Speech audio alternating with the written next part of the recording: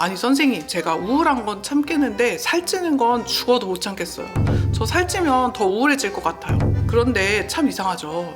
의사들은 분명히 이 약 먹어도 살 안 쪄요 라고 얘기하고, 실제로 저도 그렇게 얘기합니다. 하지만 실제로 환자분들은 살이 찌는 경험을 한다는 거죠. 제가 살 안 찌고 우울증 약을 먹는 꿀팁 알려드릴게요. 우울증 약을 먹으면서 몸매도 지킨다. 솔깃하시죠? 안녕하세요. 마음을 밝히는 언니, 정신과 의사 유혜진입니다. 이번 영상에서는 지난번 영상에 이어서 정신과 약이 체중에 미치는 영향을 다뤄볼 건데요. 이 우울증으로 내원하는 환자분들과 상담을 하다 보면 가장 많이 듣는 질문이, 선생님, 이 약 먹으면 살찌나요? 예요. 이 어떤 환자분은 정말 진지하게 얘기하는데요. 아니 선생님, 제가 우울한 건 참겠는데 살찌는 건 죽어도 못 참겠어요. 저 살찌면 더 우울해질 것 같아요. 이렇게 말씀하세요. 그런데 참 이상하죠. 의사들은 분명히 이 약 먹어도 살 안 쪄요 라고 얘기하고, 실제로 저도 그렇게 얘기합니다. 하지만 실제로 환자분들은 살이 찌는 경험을 한다는 거죠. 그러니까 환자들이 모인 커뮤니티만 봐도 이 약 먹고 10kg 쪘다 뭐 이런 후기가 넘쳐나는 거겠죠? 왜 환자와 의사 사이에 이런 온도 차이가 발생하는 걸까요? 이게 정신과 의사로서 참 답답한 지점인데요. 그래서 오늘은 이 내용으로 얘기를 나눠볼 거예요. 저 포함한 의사들이 살 안 쪄요 라고 말하는 건 임상시험 데이터 근거예요.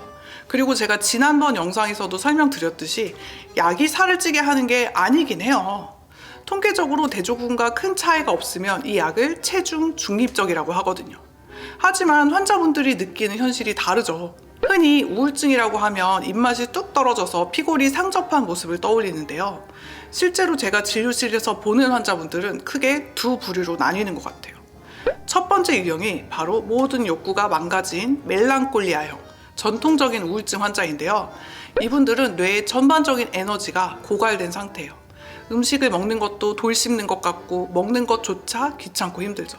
이 소화 기능도 떨어져서 조금만 먹어도 얹혀요. 이런 분들은 우울증 약을 먹고 기운이 나게 되면 정상 식욕이 돌아오는데요. 이때 체중이 돌아오는 경우가 많아요. 이걸 환자분들은 우울증 약 때문에 살이 쪘다고 생각하는 거죠. 그리고 두 번째는 비전형 우울증인데요. 이건 최근 젊은 층에서 많이 보이는 우울증 유형이에요. 이분들은 먹는 것으로 소위 자가치료를 해요. 우울하고 무기력할 때 단 음식이나 탄수화물을 폭식하죠. 왜 그럴까요? 이게 우울에서 일시적으로 떨어진 세로토닌과 도파민을 채우려는 뇌의 처절한 몸부림인데요. 이런 분들은 빵이나 초콜릿 혹은 엽떡을 먹으면 순간적으로 기분이 좋아집니다. 이걸 감정적 허기라고 부르는데, 이렇게 우울을 폭식으로 치료하다 보니까 이런 분들은 치료약을 먹기 전부터 이미 체중 증가로 고민하고 있는 경우가 많아요. 이 비전형 우울증 환자분들은 우울증을 치료하면 살이 저절로 빠질 거라는 그런 막연한 기대를 갖는데요. 제가 지난번 영상에서도 설명했듯이 이 비전형적 우울증의 대표적인 증상이 식욕 증가, 무기력감, 대인 기피 이런 것들이 있기 때문에 이미 병원에 오실 때 몸이 살찌는 체질로 세팅돼서 오시는 경우가 대부분이죠. 제가 지난번에 약 핑계 좀 그만 대라고, 많이 먹어서 찌는 거라고 팩폭을 날렸잖아요. 그렇다면 환자분들이 살찌는데 우울증 약은 정말 아무 책임이 없을까요? 사실 실제로 대사 과정에 개입해서 살을 찌우는 약들도 분명히 존재합니다. 일부 항정신병 약물, 올란자핀, 클로자핀과 같은 이 약들은 뇌의 히스타민 수용체와 세로토닌 수용체를 건드려서 배고픔을 느끼는 포만감 중추를 마비시켜요. 그래서 먹어도 배가 안 부르는 거예요. 그러니까 자꾸 먹게 되죠. 그런데 중요한 포인트는 임상적으로 우울증 환자한테 이런 약을 처방하는 케이스 자체가 거의 없다. 이렇게 보시면 돼요. 이게 살을 확실히 찌우는 약이긴 하지만 우울증 치료에는 안 쓰는 약이라는 거죠. 주로 조현병이나 조울증, 특히 조증 환자 치료에 사용하는 약제라고 보시면 됩니다. 대부분의 우울증 1차 치료 약제는 SSRI 계열인데, 이거는 정말 체중 증가와 관련이 없어요. 하지만 우리가 드물게 우울증 치료에 사용하는 멀타자핀, 이 레메론이라는 약에 일부 잠을 잘 못 자거나 입맛 저하가 심한 환자분들에게 주로 처방을 하는데요.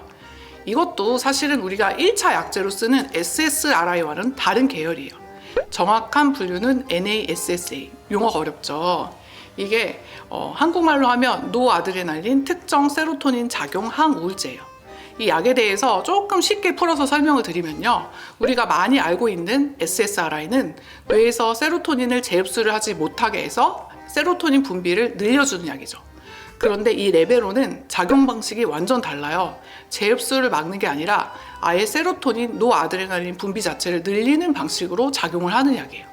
이 약은 진정작용, 식욕 유도작용이 있기 때문에 앞서서 설명드린 식욕 저하, 불면증의 주 증상인 멜랑콜리아형 우울증에 많이 치료를 합니다. 그러니까 임상적으로는 오히려 밥을 못 먹는 게 우울증 증상인 분들에게 많이 쓰는 약이라는 거죠. 이외에도 감정 기복을 치료하는 리튬과 발프로에이트라는 약도 인슐린 저항성에 영향을 주거나 몸에 수분 저류를 일으켜서 몸을 붓게 만들 수 있는데요. 하지만 제가 진료실에서 임상적으로 경험해 본 바에 따르면 리튬은 오히려 입맛을 떨어뜨려 주고요. 좀 폭식을 줄여주는 치료 효과가 있기 때문에 이게 저녁에 폭식하고 야식을 먹고 이런 게 우울증 증상으로 있는 환자분들에게는 오히려 살이 빠지는 경우도 굉장히 많다는 거예요. 그리고 성분명 발프로에이트, 상품명 데파코트, 이 약은 실제로 살이 찔 수는 있어요. 그래서 저도 좀 사용해 본 적이 있거든요. 그런데 이분이 좀 체중에 관심을 갖고 좀 체크하시는 여성 환자분이어서 그런지 제가 사용하기 전에 미리 주의를 빡세게 드렸고요.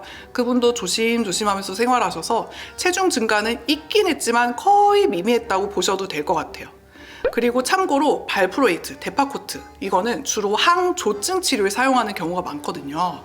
그런데 사실은 조증 환자분들 자체가 충동 조절에 어려움이 있기 때문에 이 데파코트를 먹으면서 식사 조절을 안 하게 되면 아무래도 다른 약보다 체중 증가가 극대화되는 경향성이 나타날 수 있을 것 같다는 생각을 했어요. 그리고 가장 중요한 점은 데파코트 또한 일반적으로 우울증 치료에는 거의 사용하지 않는 약이라는 거예요. 제가 앞서서도 계속 우울증 1차 치료약제로 SSRI 계열 약들을 많이 쓴다 말씀드렸는데 이 약들도 초기엔 입맛이 떨어진다고 알려졌지만 장기 복용하는 경우에 사람마다 다르다고 연구 결과는 나와 있어요. 하지만 저는 이 연구 결과보다 실제로 중요한 건 체중이 약 때문에 바뀌는 게 아니라 생활 패턴 때문에 변하는 거라고 확신하는데요. 이게 같은 약을 써도 어떤 분은 2, 3kg가 빠지고 어떤 분은 유지가 되고 또 어떤 분은 서서히 증가가 돼요.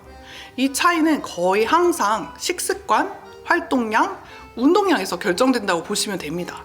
그러니까 여러분 살찐다고 약 무조건 끊지 마시고 귀찮고 힘들더라도 담당하는 의사 선생님과 계속 상의하면서 약의 용량이나 용법을 미세하게 조정하거나 생활 패턴을 바꿔보는 자세가 필요해요. 그러면 여기서 가장 중요한 부분 시작되는데요. 제가 살 안 찌고 우울증 약을 먹는 꿀팁 알려드릴게요. 우울증 약을 먹으면서 몸매도 지킨다. 솔깃하시죠? 첫 번째는요. 가짜 배고픔을 인지하는 거예요.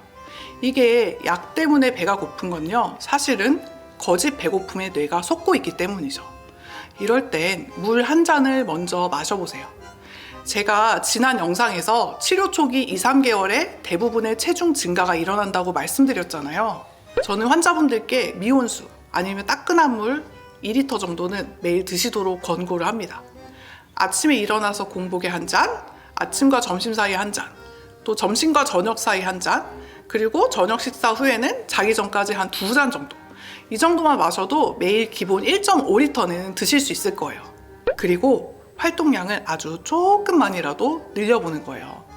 의사가 운동하라 그래서 꼭 헬스장을 가거나 밖으로 막 나가지는 않으셔도 돼요. 그냥 내가 할 수 있는 만큼만 침대나 의자에 앉아서 몸을 조금씩 움직여 보세요. 오늘 침대에서 기지개를 폈다면 내일은 침대에 걸터 앉아서 다리 운동을 해보고 그 다음 날은 자리에서 일어나서 맨손 체조를 하는 거죠. 이렇게 가능한 만큼만 몸을 조금씩 더 움직여 보는 거예요. 그리고 마지막으로 정말 중요한 포인트인데요. 달달한 음식은 무조건 끊는 게 좋아요. 정신과 약은 이 인슐린 대사에 되게 민감한 약이거든요. 그러니까 우리가 설탕과 액상 과당 이 두 가지만 끊어도 약으로 인한 체중 증가는 거의 안 생긴다고 볼 수 있어요. 그리고 내가 약 때문에 먹는지 진짜 배고파서 먹는지 매일매일 나의 식사 일기를 기록하는 것도 살찌는 걸 예방하는 방법이 될 수 있어요. 이게 자기는 먹는 게 없는데 약 때문에 살찐다고 강력 주장하시는 분들한테 제가 진료실에서 많이 사용하는 방법인데요. 실제로 내가 먹는 거 그대로 적어보잖아요. 많이 먹는다는 걸 알 수 있습니다. 마지막으로 가장 중요한 건 내가 살찌는 게 스트레스라면 담당 선생님에게 솔직하게 얘기하시라는 거예요. 선생님, 저 살찌는 것 때문에 약 먹기 싫어요. 이렇게 말하는 게 가장 좋은 치료의 시작이거든요.